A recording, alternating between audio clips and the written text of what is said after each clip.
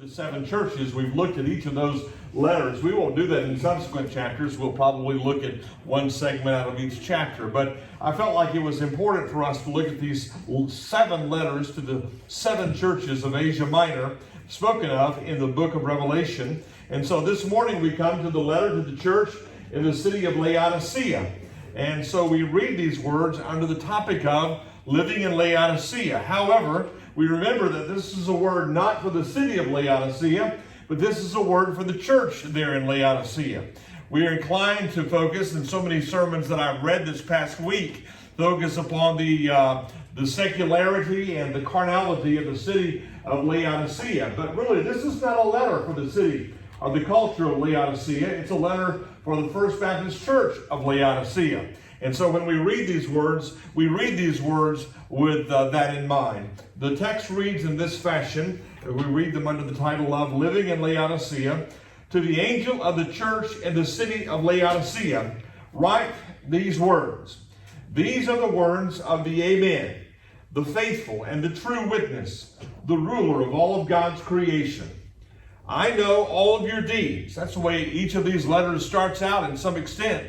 I know all of your deeds. I'm aware of your status. I'm aware of your condition. I'm aware of your circumstance. I know your predicament. I know your mentality. He says, I know your deeds, that you are neither hot nor are you cold. And he says, I wish that you were either one or the other. So because you are lukewarm, because you are neither hot nor cold, he says, I am about to spew you, the King James Version says, I'm about to spit you from my mouth. Bible commentators and sermons that I've looked at this week spent reams of paper and gallons of ink talking about that imagery. You're neither hot nor cold. I was amazed at how many sermons use the illustration of coffee. We want our coffee either to be hot coffee or we want our coffee to be cold coffee. No one seems to like coffee that is in between. We want it either hot or cold. Well, I kind of am not that picky. I'll take coffee that's in between. But nonetheless, the illustration does not fail. He says, I want you to be one or the other. I want you to be hot or I want you to be cold, because if you are not, I will spew you out of my mouth. The word literally is the word spit. I will spit you from my mouth. You say, he says, your assessment of yourself is as follows. I am rich, I have acquired wealth, and I do not need a thing. Now those words are interesting for this reason, because Laodicea in that day and time was one of the centers of the banking empire. It was a city of finance. When I read that and I read the commentaries on those words, it made me think of a couple of years ago when we were in New York City and we went down to Wall Street and we stood by the bull there on Wall Street, and all the financial power and all the financial status and all the shakers and all the movers of Wall Street were in the buildings around us. That was really kind of what Laodicea was all about. Laodicea was a center of the banking and the finance industry in that day and time. It was a wealthy city. It was a prosperous city. It was much like Wall Street in New York City. And so the church here in Laodicea says of itself, we too are that way. We are rich and we are wealthy and we are prominent and we are prestigious. We are in need of nothing. He says, your attitude toward yourself is, I have acquired great wealth. I stand in need of nothing. And then the next phrase, listen to these words. He says, but. That's the strong adversative in the Greek New Testament. Allah. But, he says, quite the contrary is true. You say that you are rich. You say that you are prestigious, that you are wealthy, that you stand in need of nothing. But, he says, I see things quite differently. Look, listen to these words. He says, but you do not realize this, that you are wretched, that you are pitiful, that you are poor, that you are blind, and that you are naked. His assessment was quite different of this congregation. he says, all of these things are true of you. And inherent in that statement is something that was taking place there in the city of Laodicea. Not only was Laodicea a great banking industry and a great financial center, but Laodicea was a place of great success in the clothing industry, in the attire industry.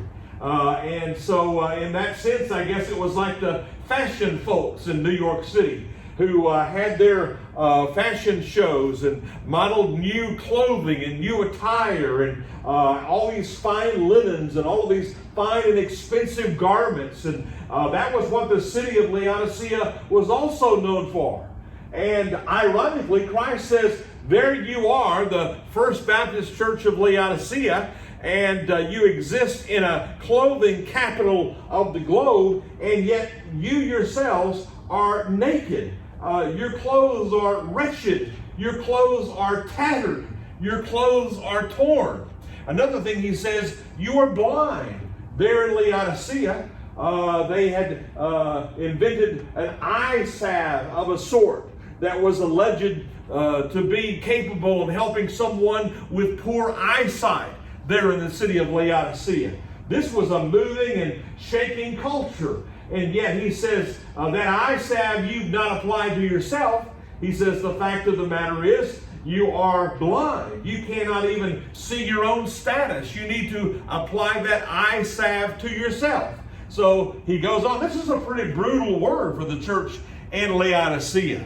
It's hard to make this word a positive word, to be quite honest, but we'll try to do that in a moment. He says in verse 18, here's what I suggest that you do. There is a solution for your problem, he says. I counsel you, I advise you to do this. Here is what action you should take. I counsel you to buy from me gold that is refined in the fire, so that you truly can become rich. He says, you want to be rich, you want to be wealthy, but you're going to the wrong spot for those things. He says, come to me and purchase gold from me, and you truly will be rich. And then listen to his next words. Come to me and purchase from me white clothes to wear. Clothing not from the fashion industry in New York City, but he says, buy from me the garment, the clothing that is white. That white is symbolic of being pure and being useful for the purposes of the kingdom. He says, buy from me white clothes so that you can then cover up your shameful nakedness and put salve on your eyes so that you can see. And then listen to this word of tenderness. In the midst of this harsh rebuke, in the midst of these brutal words, in the midst of this direct indictment of this congregation, Christ seems to be saying, I'm not trying to be mean to you. He says these words, those whom I love, I rebuke and I discipline. He says, those whom I love, I rebuke and I discipline. I'm speaking these words, not out of a mean-spiritedness, not out of a harshness, but I'm speaking these words out of my love for you and my concern for you and out of a concern for your welfare. So he says, so here is what I want you to do. I want you to be earnest and I want you to repent. Here I am. Here I am. I stand at the door and I knock. If anyone hears my voice and opens the door, I will come in and I will fellowship with that person and they will fellowship with me. It's a good word. It closes on a positive note. Goes through some toughness, but closes on a positive note. Would you bow with me in prayer? Heavenly Father, we ask that you would take these words as we examine them a little bit more closely and help us to apply these words to our lives. And dear God, we ask that you would help us to make the proper diagnosis of our spiritual status individually, but also to secure from you the solutions for the shortcomings in our life. Amen. Nancy got up and was coming to the piano. She thought I'd already preached the sermon. She was hopeful. Did y'all see that? Y'all were all praying. She was heading to the piano. She thought, I'm just getting wound up. I'm about to deliver a stem winder, as they used to say back in the day. No, I love that text. That's a fun text to read. So Nancy, I'm sorry to disappoint you, but we'll move on with Leah. That's funny. Back in the day when I was, ma'am? She won't be back to church. She won't be back? She's embarrassed now. Oh, yeah, Nancy's easy to embarrass. Yeah, she's easy. Back in the day when I was in Galveston, I worked with some of the medical students there in our church in Galveston, and I would go out on Tuesdays and we would have a class where we would talk about ethics and medical ethics and those kinds of things, and we would have a lunch. And so some of the medical students, I think of one, I'm still good friends with him, Tim Castro. He's a physician up in Tyler, Texas now. And Tim always said really that the good practice of medicine, he said, he learned in his first year of medical school, was a two-step process. He says that if you're going to practice medicine effectively, then first of all, you have to be on target with regard to the diagnosis. That the effective practice of medicine, he said, concerns the diagnosis or diagnostics, being able to look at the symptoms and make an assessment of what is wrong. The first step was diagnosis. But Tim also said that the second step they taught them in medical school was to follow that good diagnosis up with a good treatment plan. That if you can do both of those things, diagnosis and effective treatment plan, then you are on the road probably to a pretty solid practice of medicine. That's a pretty good word for us today as we think about the church in the city of Laodicea. Because really when we read these words and when we look at these words, we see them break down naturally into those two categories. First of all, we really have a diagnosis in these words of the condition, of the status of the congregation there in the city of Laodicea. And then secondly, after the diagnosis, we have a treatment plan presented by Christ. And I guess we could play with that a little bit, Christ being the great physician, as the New Testament calls him. But he gives them a treatment plan and says, here is your problem. This is the way I diagnose your spiritual status. But here is the solution. Here is the medication. Here is the treatment plan that you have to follow in order to remedy your condition. So let's first of all look at the diagnosis. The first thing he says here in these words is this. He says, with regard to his diagnosis, you can sum it up in one word. He says, when I look at you there in the city of Laodicea, he says, you are lukewarm. That word lukewarm jumps out at us when we read those words. It's the central word of the entire paragraph or the entire message to the church in Laodicea. He says, I know your deeds, I know your works, I know what you are about. And he says, as I look at you and as I scan the cracks and the crevices of your congregation, he says, the one word that comes to mind is this, that you are a congregation that can be summed up in the word lukewarm. You are a lukewarm congregation. You are neither hot, you are neither cold, you are in between. One individual translates that word lukewarm, mellow.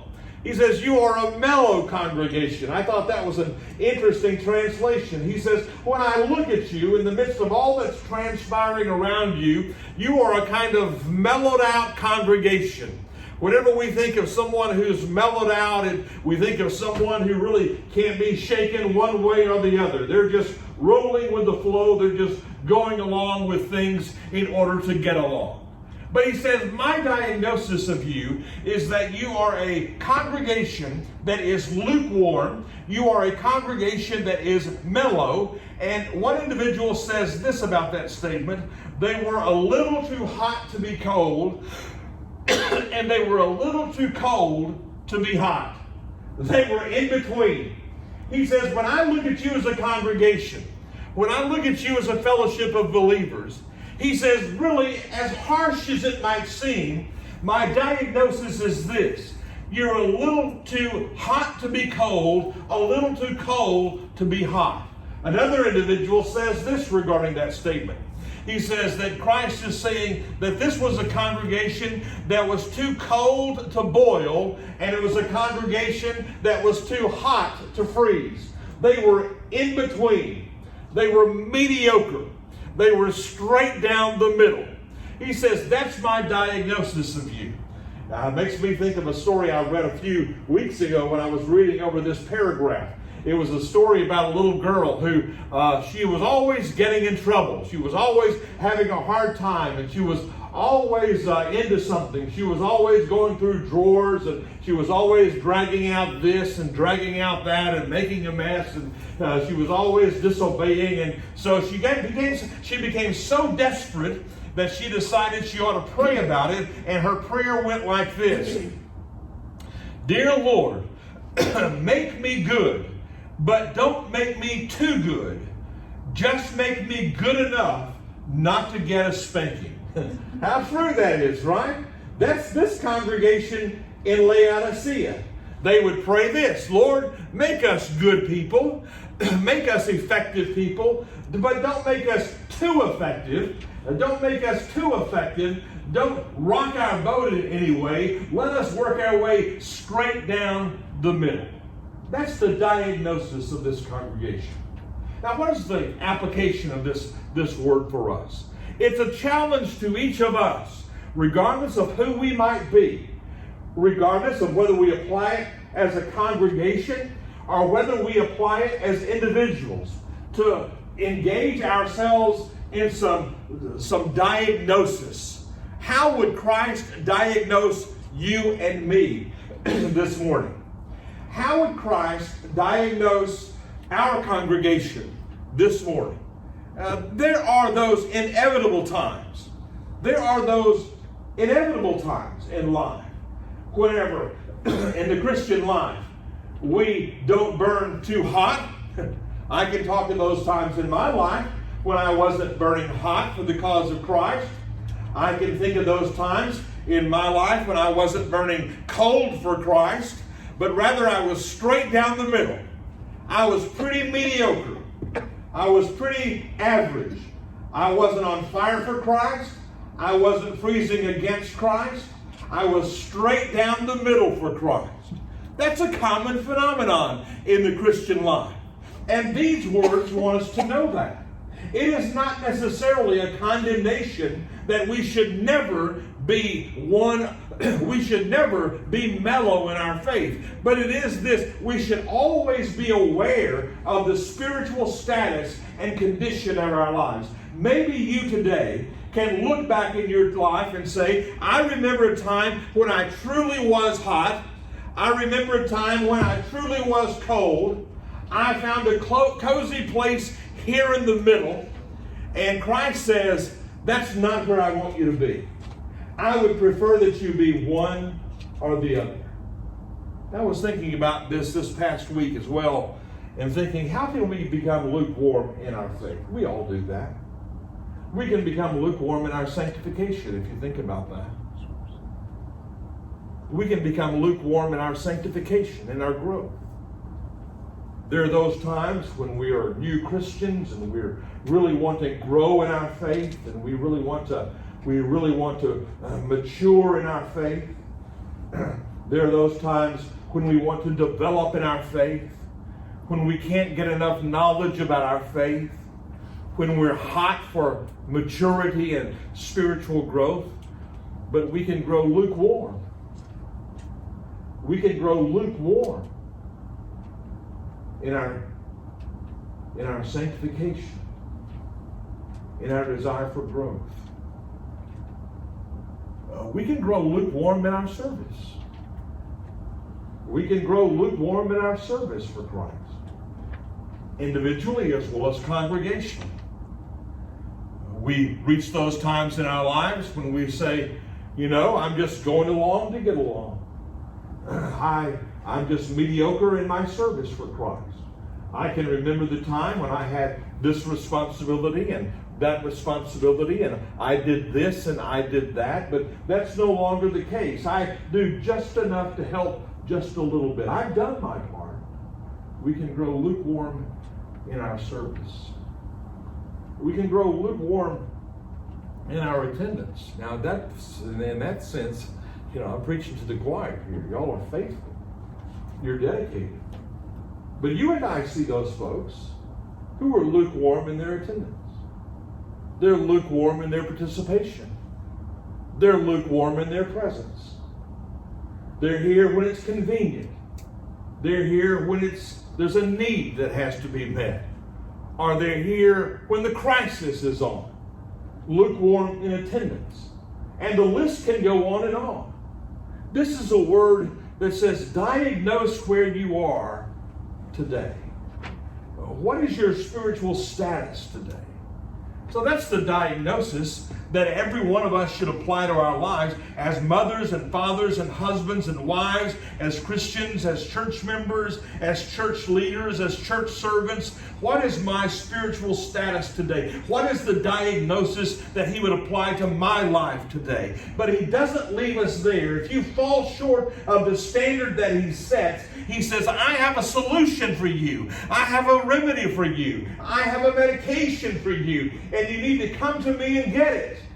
Don't go out there and get it. Don't look within and get it. He says, come to me and get it. What are the solutions? What is the treatment? The first treatment I've summed up in the word awareness. He says, you need to be aware of your spiritual condition. You need to be aware of. You need to be conscious of where you are spiritually. I tell my classes at Prairie View in Introduction to Philosophy and Critical Thinking that Socrates was the great philosopher who said that the unexamined life is not worth living. That was Socrates' initial mantra in life.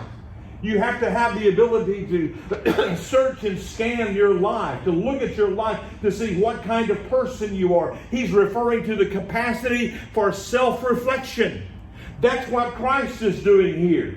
He's saying, as you look at your spiritual status today, as you look at where you are in this phase of your life, you must be possessed by awareness if you are going to change the trajectory of your life. He says awareness. He says you must realize this, that you say I am rich. You say I am increased in goods. You say I am in need of nothing. But in reality, you are not any of those things.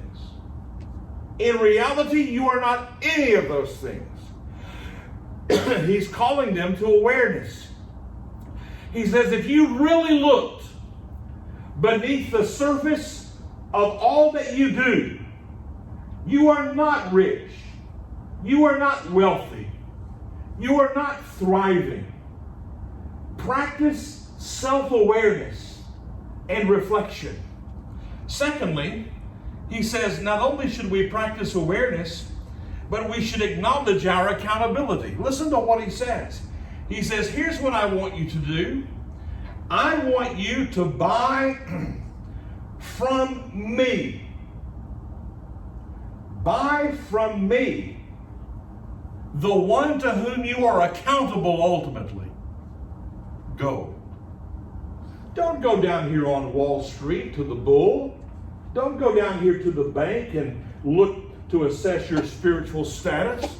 Those things have their place, but they're not true indicators of our spirituality, he says.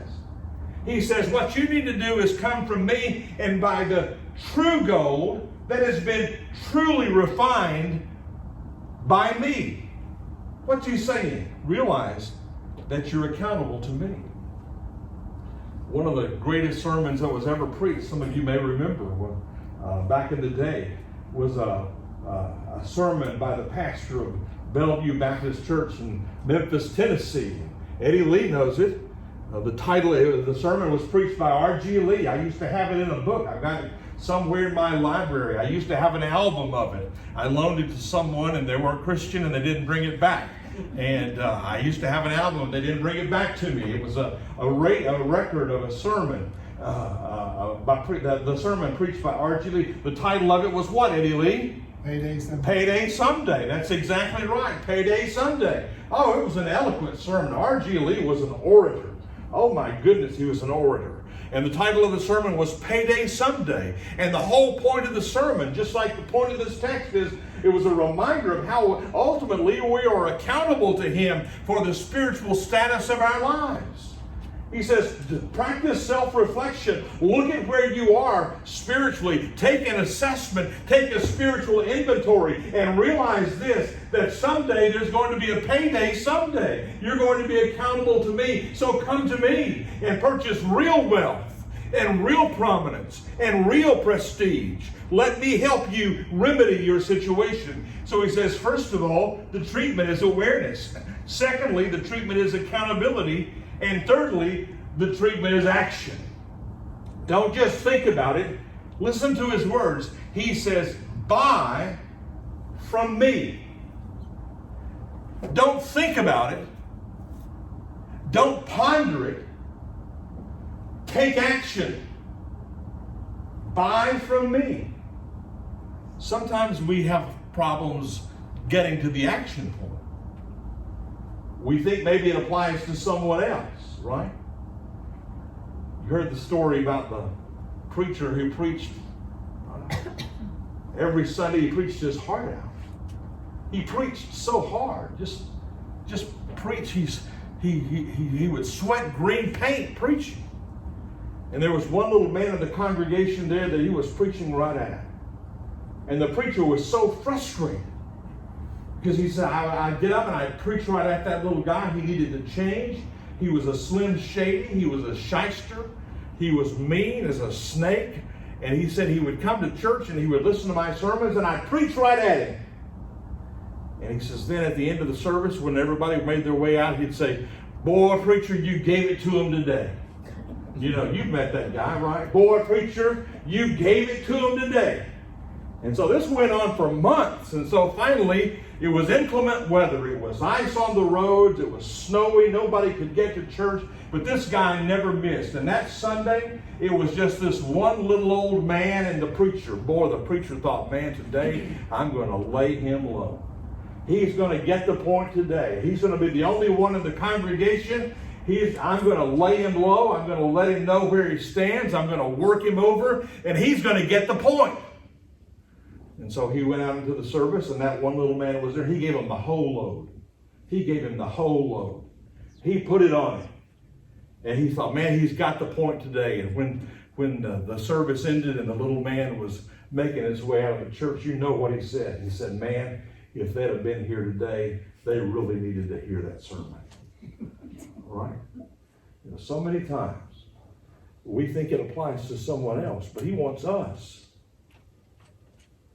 He wants us to take action. Diagnosis, awareness, accountability, and action. Living in Laodicea,